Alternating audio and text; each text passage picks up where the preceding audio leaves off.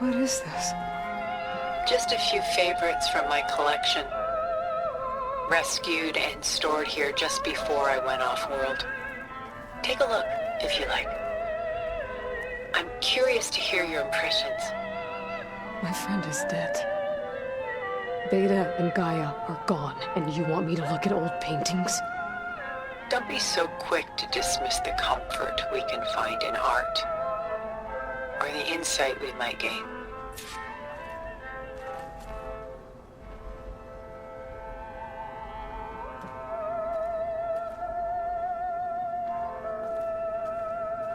My favorite pairing on the left is Woman Reading a Letter by Vermeer, a true master.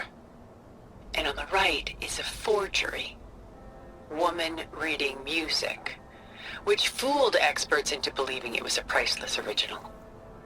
Early in my career, I became fascinated with such deceptions. Eventually, I developed scanning software that could detect fakes with unparalleled accuracy. Is that how you made enough money to buy your way onto the Odyssey? Oh no. I made my real fortune later.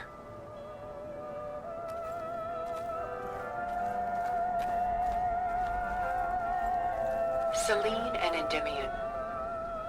She's the goddess of the moon, whereas he's a simple shepherd. Beside her is the god of love, Cupid. So she's sneaking up on him? More like visiting him in secret. The torch that Cupid bears represents Selene's undying infatuation with him. Though the two must remain apart, her love will forever burn.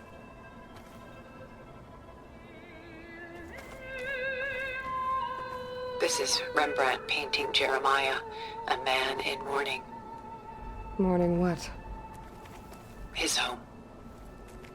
The ancient city of Jerusalem. He foresaw its impending doom, but could do nothing to prevent it. So instead, he saved its treasures from destruction, just as I saved these works. You could say we're kindred spirits. A portrait of the painter, Rembrandt's son Titus, depicted in the habit of a monk. I don't get it. Why would someone like you, with infinite resources, care about this painting of a boy in a hood? It's not the image itself, but the feeling it conveys. The face is bright and defined, but his eyes are downcast, heavy with misfortune. And the background seems to swallow all light. The painting is infused with a sense of loss. I guess I understand how the painter feels. Rembrandt's The Night Watch, by far the most famous painting my homeland ever produced.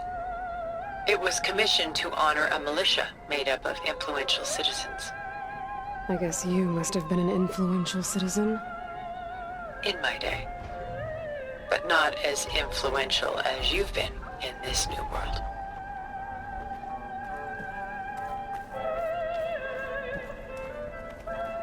The Gust, by Willem van de Velde, the most famous of his many maritime paintings.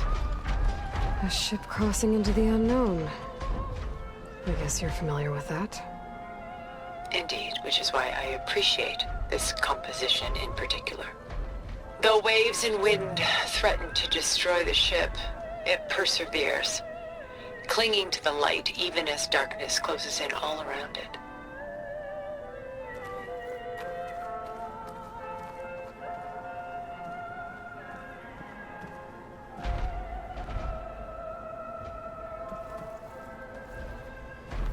Stunning, isn't it? Paintings weren't the only masterpieces of my people's golden age. This is Van Vianen's Lidded Ewer, molded from a single sheet of silver. What was it for? How like Elizabeth you are. Function over form. Its practical purpose was less important than its meaning. Van Vianen created it in honor of his late brother, who himself was a famous silversmith. A memorial? Yes. Such beauty from sorrow. She's pulling out her own hair. Out of madness, out of grief. It's hard to watch her suffer.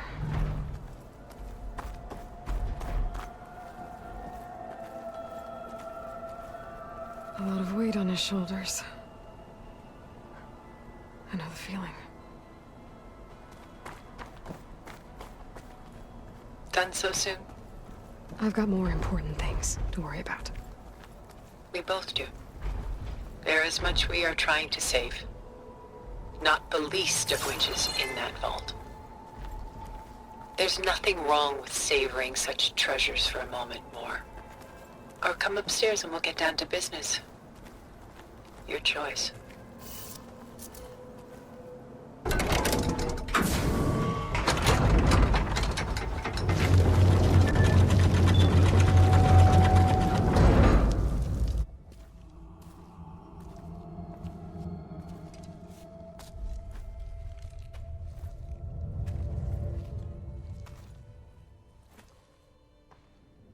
There you are. Feeling better? How did you find us? At the cauldron? And what did you do to everyone right before I passed out? All business, I see. Well, suffice it to say we were keeping a very close eye on Hephaestus, knowing we would need it at some point. Your ruse didn't fool us, and as for my little trick, it was an overload of the senses, accompanied by an energy discharge. Gerard and Eric were only momentarily disoriented due to their shields, but it rendered you unconscious while I got you out. Perhaps some breakfast might steady you a bit?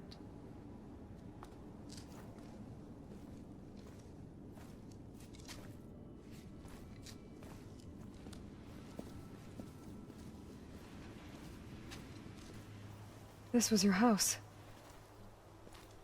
The one you recreated for Beta, in the data channel you shared. How perceptive of you. Please, this way. After everything your people have done, you think I'm just gonna sit down and have a chat with you? They're not my people. They never were, and especially not now. You shot off into space with them, and lived with them for 1,000 years before coming back. So what made you suddenly turn on them? Quite simply, this.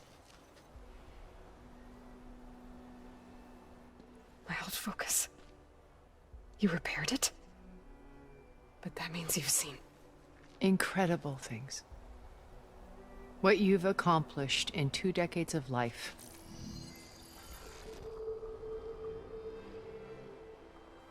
A 1,000 years at my back and I haven't even come close.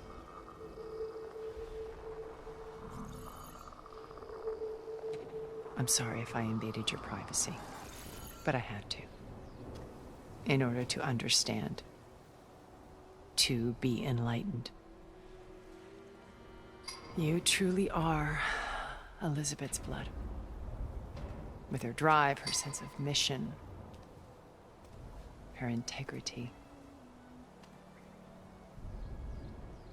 Watching all this shamed me for the company that I've kept. Having seen it, all I want is to help you. even if it means stopping your friends? Especially so. Please, sit down.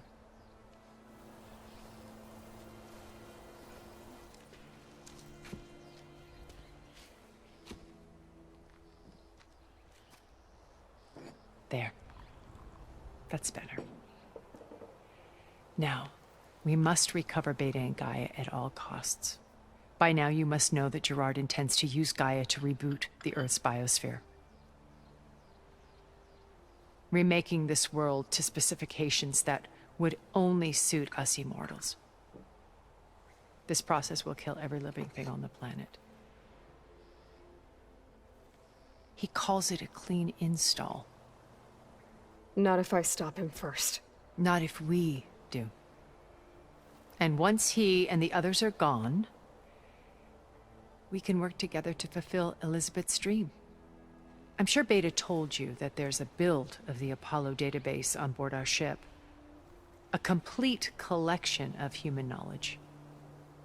With that and Gaia, we could do everything Elizabeth wanted. Heal the biosphere, educate the people of this world, uplift them. Create the world she imagined. Let's not get ahead of ourselves. From what I've seen, your friends are invincible. I do wish you would stop calling them my friends. And they're not invincible. In fact, a friend of yours has found a way to defeat them. Silence. Oh, he's been a busy bee, building an army powerful enough to crash through Gerard's precious base. Yeah. Regala and her rebels. Even now she's preparing a final march on the Tenakth capital. When she wins, she'll have the entire tribe under her control. Hundreds of warriors and machines to throw at the base. She's been duped. They'll all perish, of course. But it should be enough to break Gerard's defenses and allow Silence to kill him. Along with all the others. Using the new weapon he's developed. Yes, he's found a way to circumvent our shields. Truly an exceptional man. He's planned for everything. Except you and me. You see, while his army is battering down Gerard's doors, you and I will sneak in through a back way.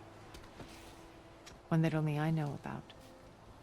While Silence and my friends are busy battling each other, we'll take back Beta and Gaia. I told you I want to help you. I mean it.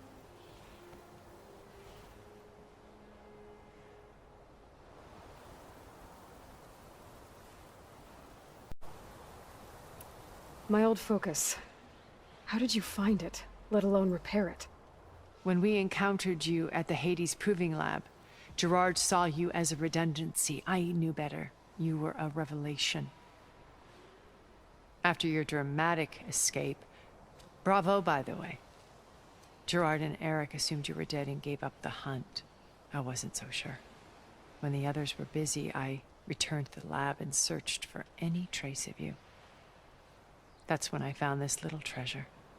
Not easy to repair, but certainly worth the effort. As I watched your life unfold, you were like a splash of color on a worn canvas. What Liz was, and more. Did you show it to the others? Of course not. It was your actions that inspired me to defy them. It's worth noting that if I hadn't found it and watched its contents, I wouldn't have known to save you at the cauldron. You'd be dead. So I should be grateful? If you like.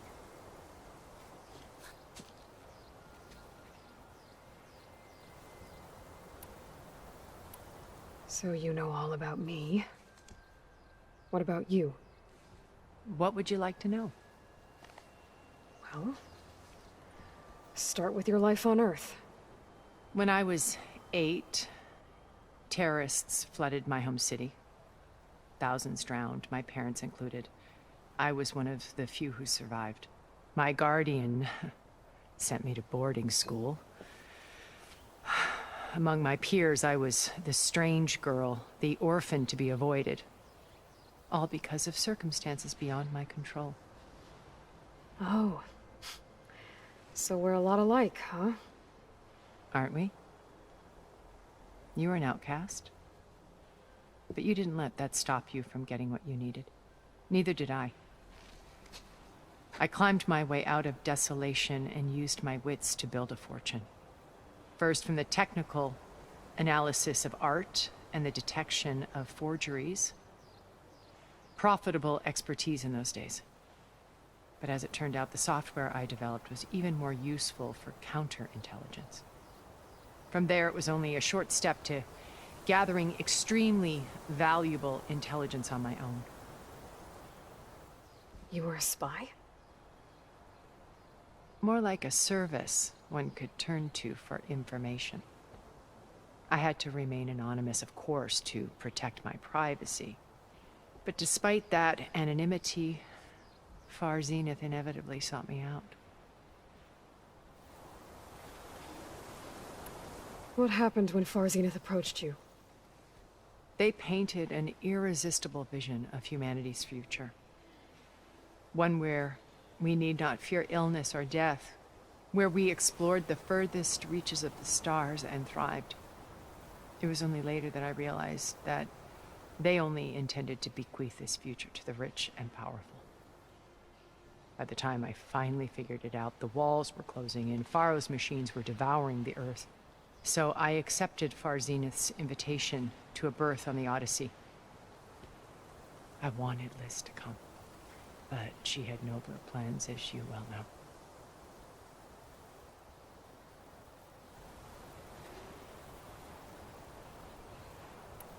So you didn't know the other Zeniths were monsters until it was too late? I knew some of them were, certainly. It wasn't until we were off-planet that I understood the true scope of their greed. I was grateful to simply be alive, but the others became obsessed with a kind of effortless immortality. They built a colony where machines serviced their every need, where any memory or fantasy could be endlessly savored in virtual reality. It wasn't life. It was stultifying, a pampered dream state. As the decades passed, I withdrew more and more, alone yet again, but this time with eons to consider my mistakes. Now finally, having met you, I feel like I have a second chance. To do what? Help you, of course. To fulfill Liz's dream, which isn't so different from Far Zenith's original vision. A better future for humanity.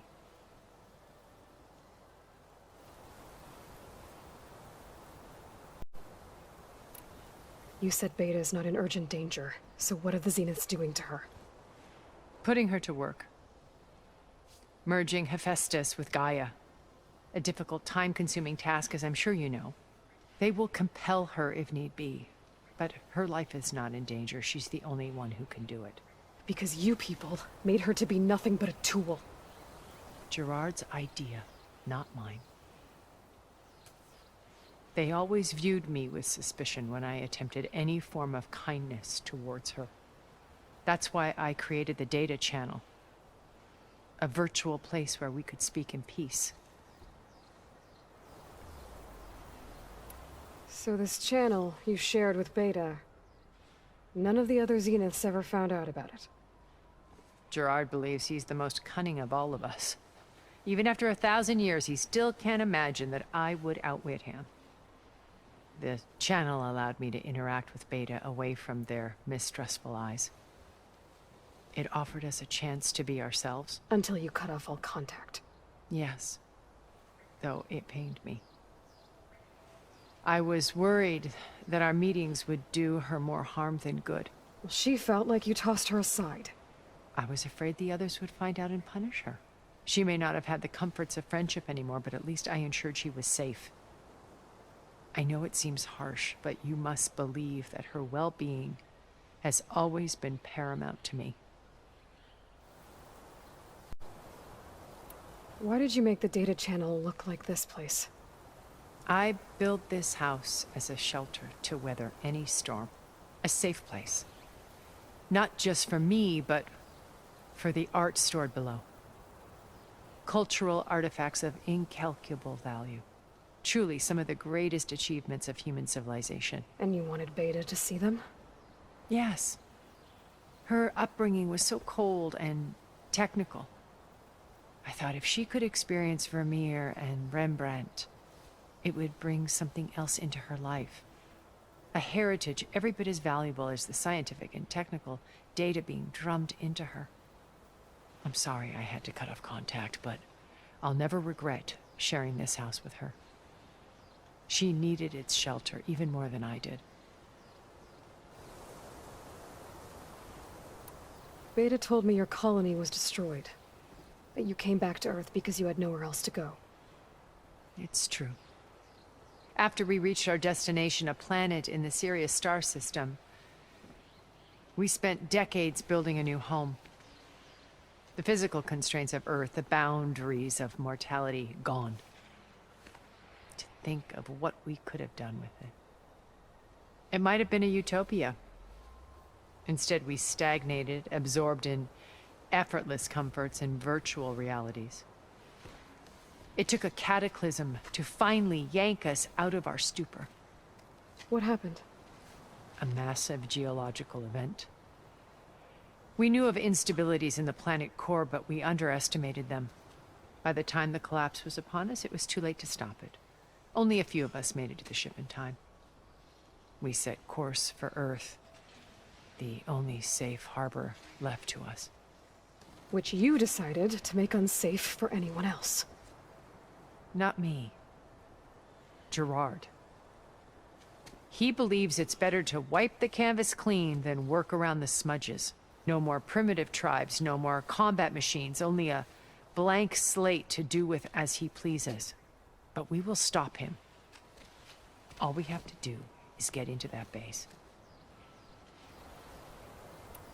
What exactly is your plan to sneak into the Zenith base? We will make use of a lesson I learned from an early age. Always know your exits.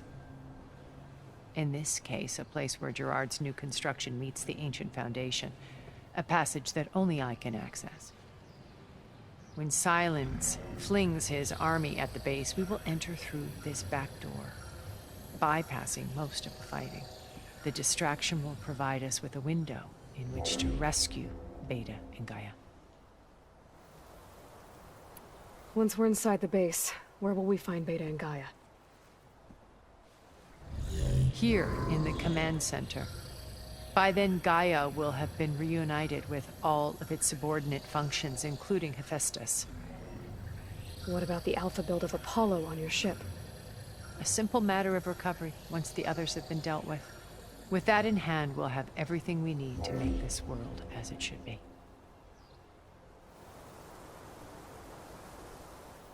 How do you know about Silence's plan? He isn't the only one adept at spyware. You hacked his focus? No, he's too careful for that. But his subordinates? Not so much. He gave additional focuses to the tribals he branded the Sons of Prometheus. The ones working with Regala. By tapping their focuses, I learned about most of his dealings.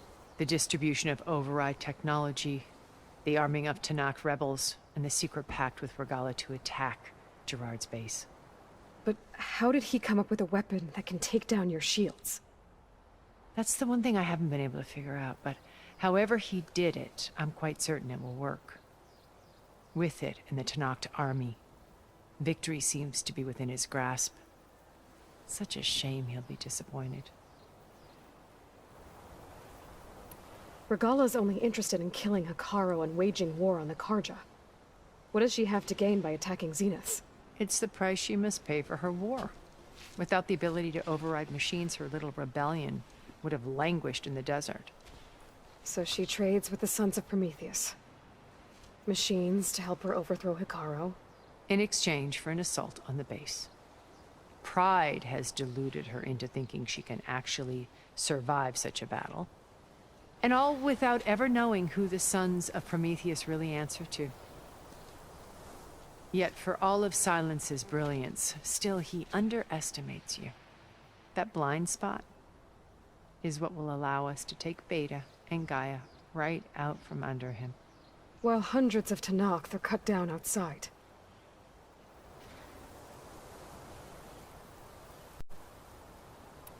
So you knew Elizabeth. What was she like? Liz was everything she was.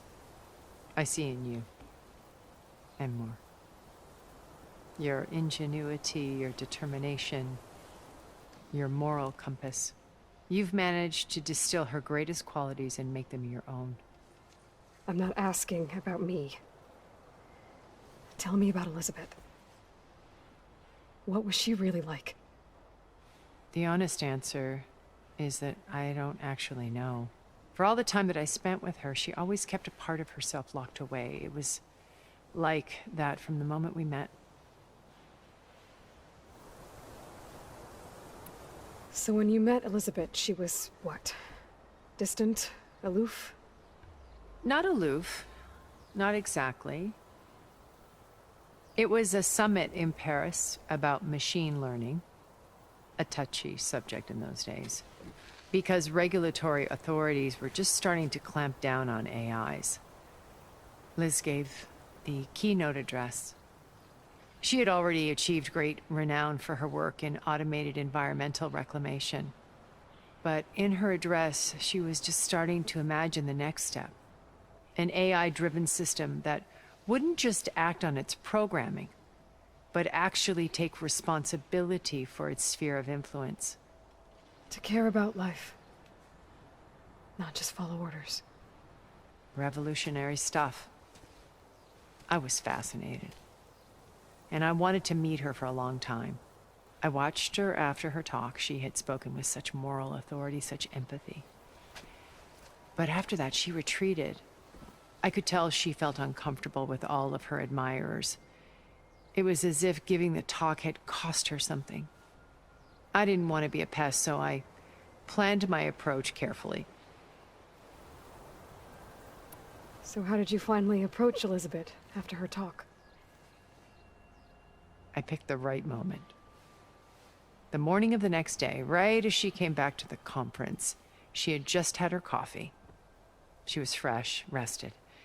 It was like she had braced herself for the onslaught of colleagues. I asked if I could walk with her, then put forth a question about her talk that I thought was intelligent.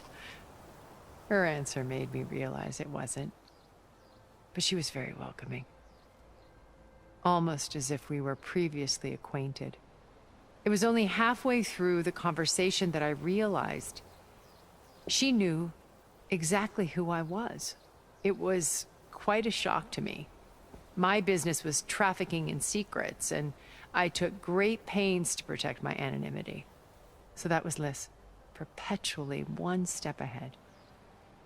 I came to view our meeting as a metaphor for our friendship. She always seemed to know me far better than I knew her. I guess I know the feeling.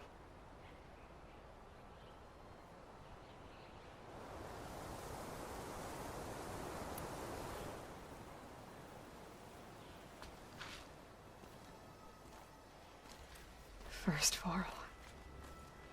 Now Hikaru and the Tenakth. Your plan would wipe out an entire tribe. There has to be another way. We are in an admittedly desperate situation, but I assure you there isn't. Remember Zero Dawn. Elizabeth's sacrifice. Sometimes many have to die for a new world to grow. If it looks impossible, look deeper. Wait. The data channel. It still exists, doesn't it? I need you to open it. Let me talk to Beta. Impossible. We might be detected. It's worth the risk. There is another way, one where the Tenakth survive. But we won't. If the others... If you want to help, open it.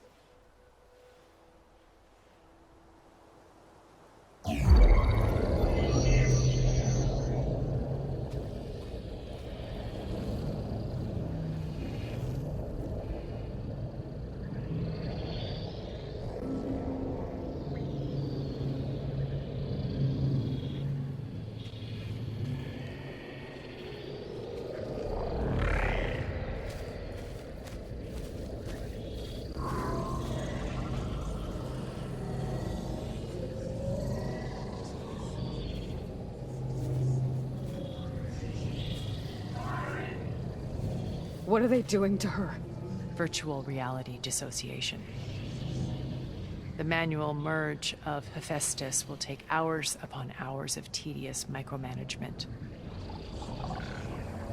If she resists the work, they run simulations to induce feelings of isolation and despair. Beta, can you hear me? You're alive. They're watching me. I can't hold up this extra protection for long. You should have killed me. No. No, look at me. I'm coming for you. I promise. Okay? I just need you to hold out a little while longer and work on the merge.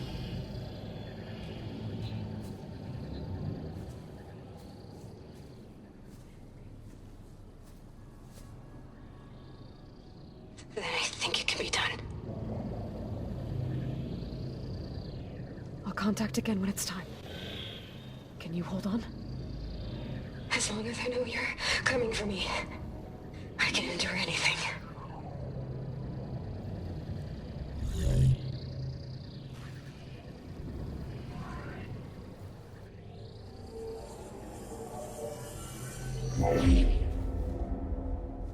All right.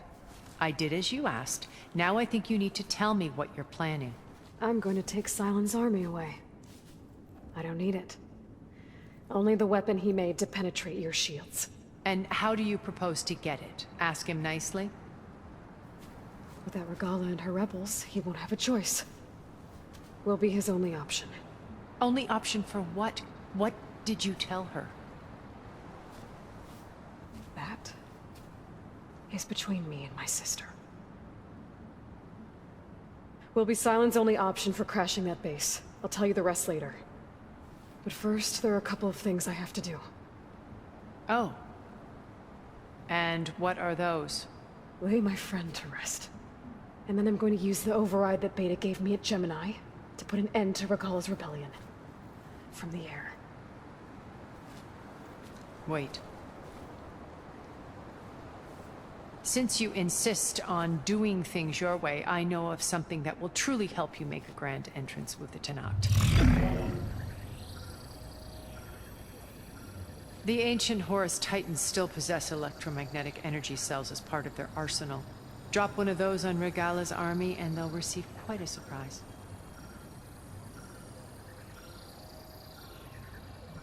So go, do what you must. I'll come to your base if you manage to bring Silence to the table. Not if. When.